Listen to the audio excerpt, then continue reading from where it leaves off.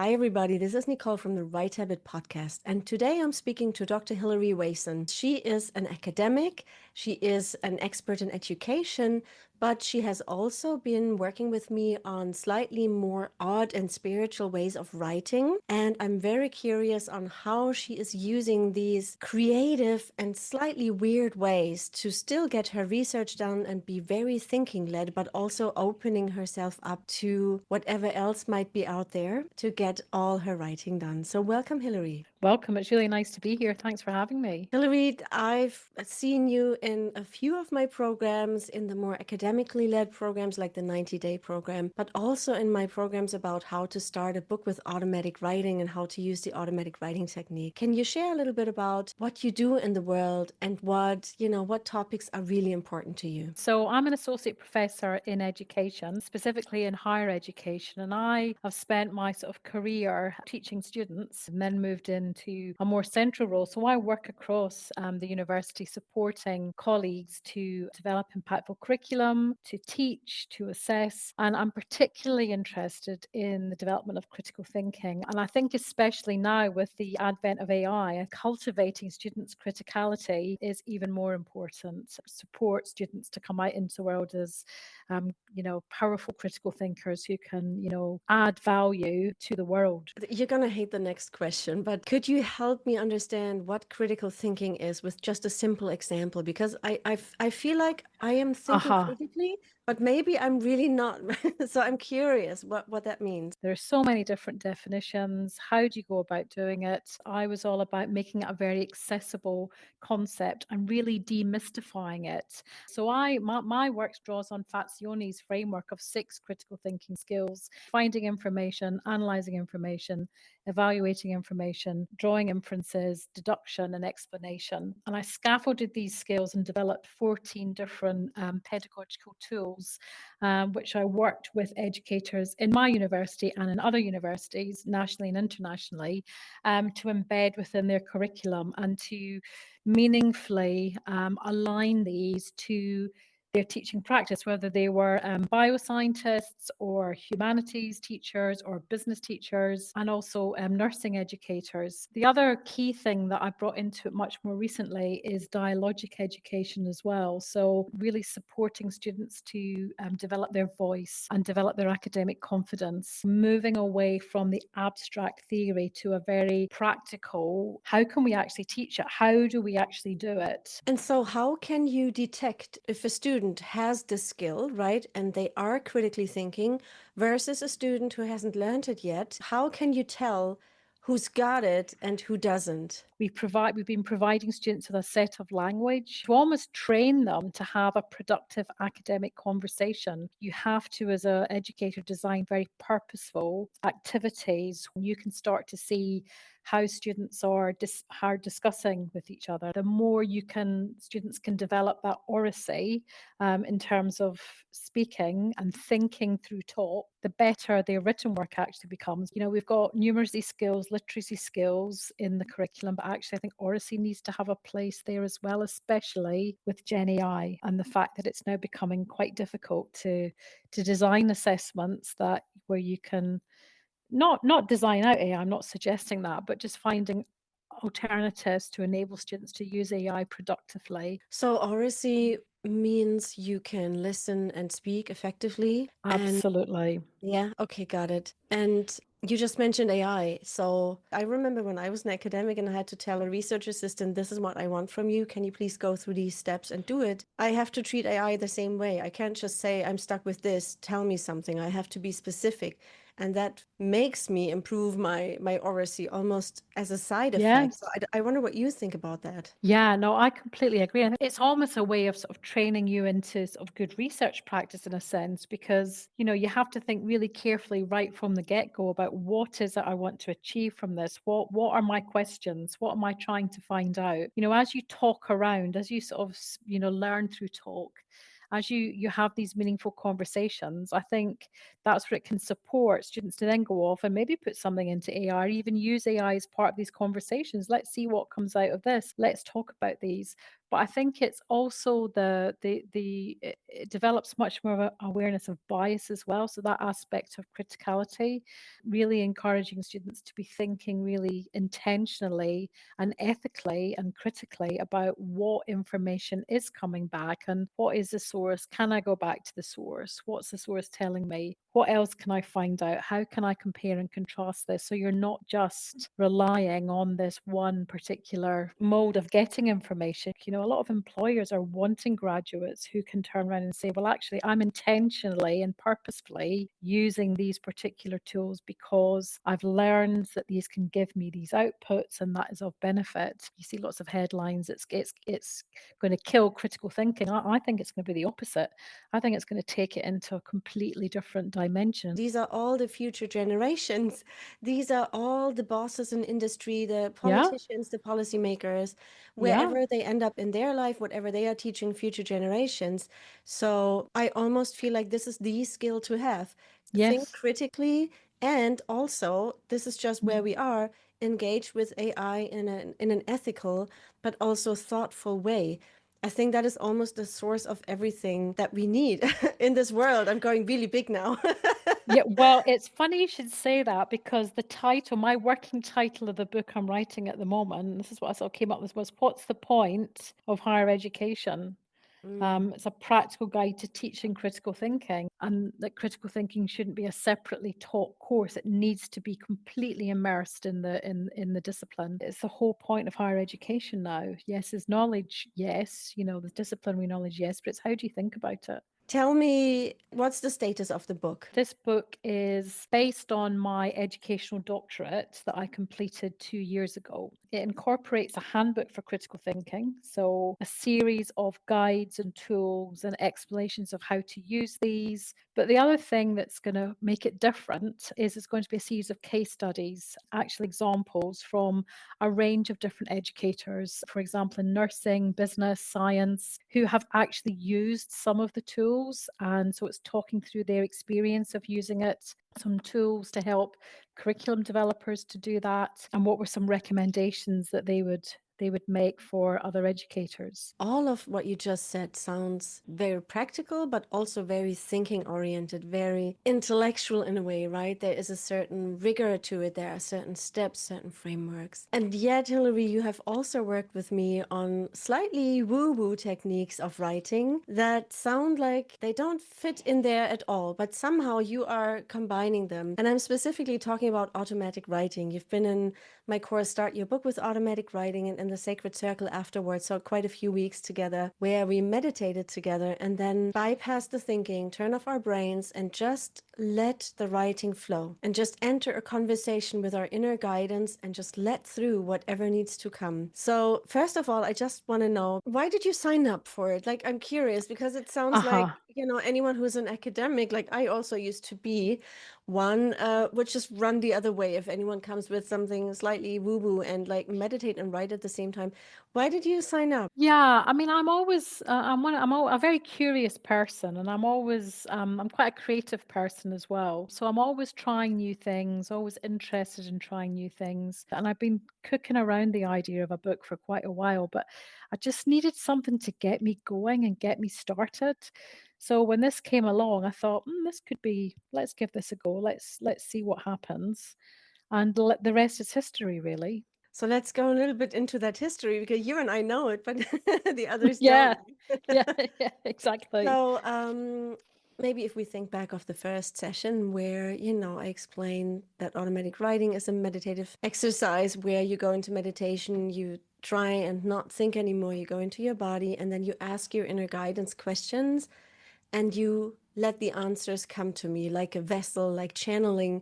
There are different ways of talking about it. The most recent one I heard was try to be the hollow bone, which I found interesting.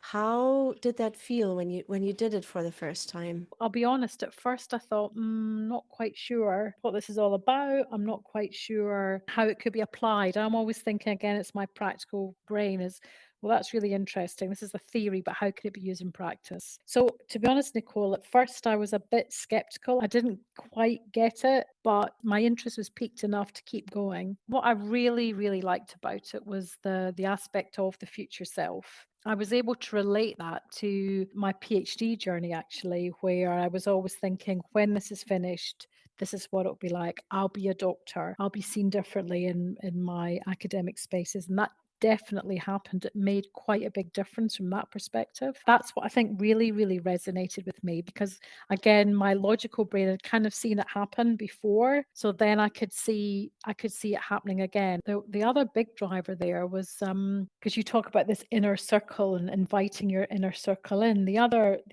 key thing there for me was my participants. And I wanted their stories and the effort that they put into this, I wanted that to be published. I remember that. Yeah, I remember that you were tapping into all kinds of inner guidance. Future self is usually the easiest entryway, which is why I I use it also Mm, heavily. But yeah, the research participants of the research that you had done, where you felt like, I want to write this book and I want their voices to be heard. And then imagining them as guides for you. They had given you their time, and there's often a residue. It could yeah, be an energetic one or simply in your subconscious. You feel still connected to all these people yeah, that you watched in developing their critical thinking skills, perhaps, right? And so just envisioning them around you to say, yes, we trust you with everything we've given you.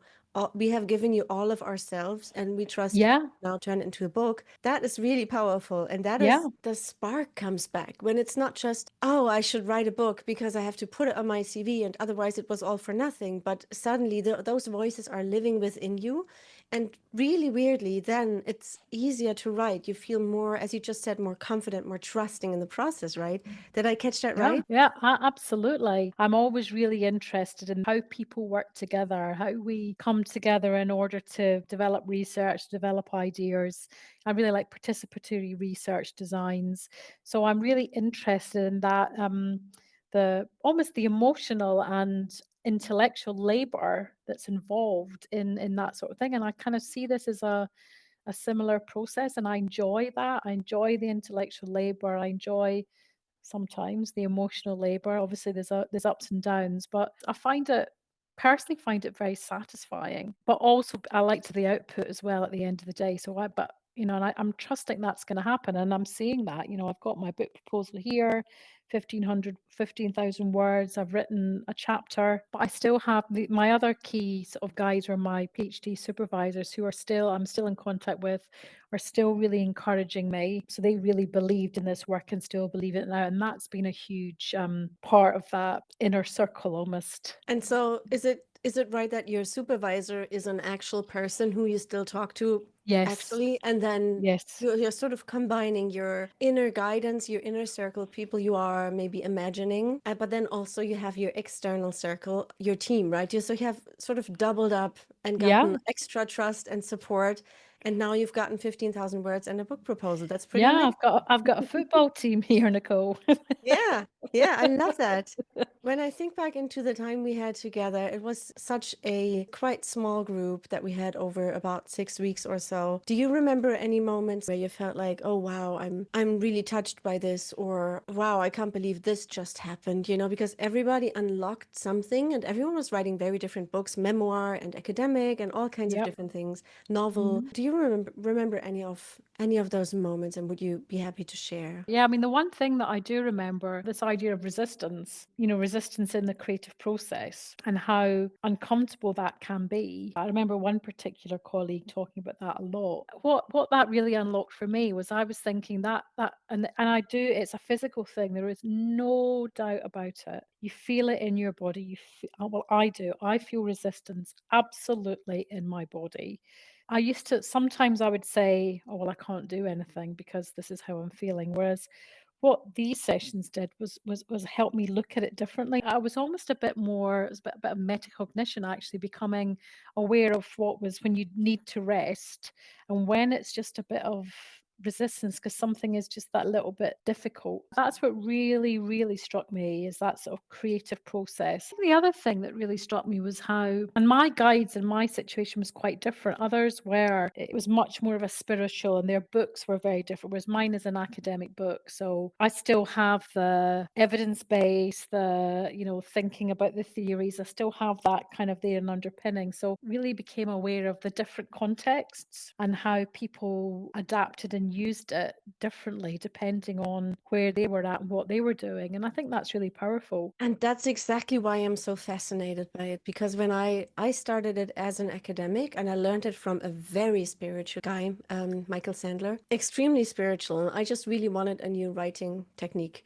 And I thought, okay, Hmm. I'm not going to listen to anything he says about the universe. And still, I've used it for my more, let's say, professional and academic writing. I've used it for my memoir. I think it's really good for memoir when you unlock memories that are Right. painful and you do it in the Yes. way of a channel just to be able to deal with the emotions that might come up, right? But it also works with, we had a novelist in the group. I know that some people do it for poetry. I've certainly used it for Mm. poetry. And Hmm. of course, you can always edit and make it better later. And somehow, still, I feel, especially speaking to the resistance, I've been wondering because I also have resistance to my own writing and my own Mm. books. Whenever I say, okay, I'm just going to sit here, I'm going to get into, I have my technique, I'll get into the zone, and I just see myself as the vessel. I'll just let it come through my hands. I'm just completely surrendering my book to whatever entity we want to talk about, future self, subconscious, the universe. I'm going to just let it through. Suddenly, the resistance is so much reduced because I'm just the vessel. I'm Aha. just the channel. I'm just letting the story come through, and I don't feel like I need to Right. sit here and force the good stuff Yes. out. It's more Hmm. like I completely surrender. And I have also sometimes cried just the release of this Mm. body tension. Hmm. And suddenly the words came out, and they were never perfect, but Mm. I could see I can write in any condition. I have a super chaotic life sometimes, and really a lot of stuff going on, and yet Hmm. I can sit there and write. Hmm. And that can happen with any genre, academic or memoir Yeah. or novel. Yeah. I feel like there should be really studies on this, I agree. right? I So completely agree. I so completely weirdly agree. effective. Yeah. Mm, absolutely, absolutely. What was it? Someone that don't. This might not be a correct statistic, but I think it was Leo Tolstoy who had something like 13 kids and still was able to write War and Peace. So it's Mhm. that kind of thing. It's no matter what else is going on, and I think this whole thing's given me the courage to just accept that.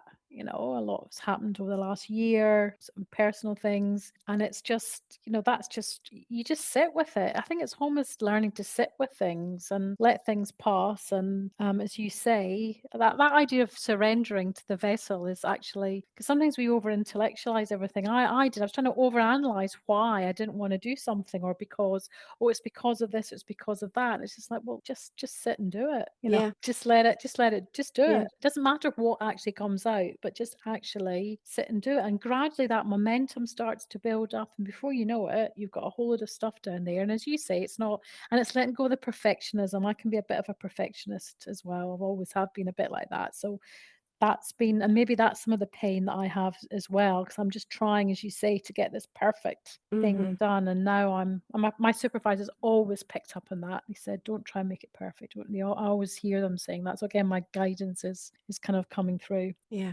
This is the interesting thing because, of course, automatic writing is a technique, but Hmm. it matters who applies it, how you apply it. It's almost like self-coaching for every person. Maybe the impact of automatic writing is something quite different. We are having actually a conversation about the human condition, about, how do we show up Hmm. in the world, how conscious and intentional and present do we want to be in the moment with all Hmm. the difficulties in our body, the discomfort. For me, the pain of sitting down and going through and getting the writing out is much less than the pain of not doing it. That's how it is. Because it was actually painful for me not to write. It was painful for me to not have my PhD anymore. I missed it terribly. I missed the process terribly. I missed the interactions with my supervisors terribly. I missed the discussions terribly. I actually felt quite lost for it. And that was painful. So the pain of actually sitting down and surrendering and doing it was much, much less. And I think maybe that is one of the keys, that it just unlocks something in you to work with that pain. That's right. Um, and not just in the creative process, right? If there are Mm, issues, certain life decisions should technically be made, but you are sort of trying to not think about it, but you know that it's there. And then you ask your guides in automatic writing, what could I do? What should I do? What am I not seeing here? And they are very likely going to point you towards the thing you don't want to see. And then with that, you can start facing those harder decisions, relationships, jobs, careers, the big stuff in life, how to deal with children and other caring obligations. I have actually felt it's not just good for book writing, I but it agree. helps you with all these other pain points as well. Absolutely. I'm sort of going through a sort of transition on that basis at the moment as well. And I mean, interestingly, one of my theories in my doctorate, and also I wrote a paper about it, was around threshold concepts theory, which you may or may not be aware of. And it's just about when you're learning, there are certain thresholds that you have to push through in order to make progress. This might be something completely new, Nicole. This could be a threshold concept of writing. I don't know. I think it's a huge space, actually. I really do.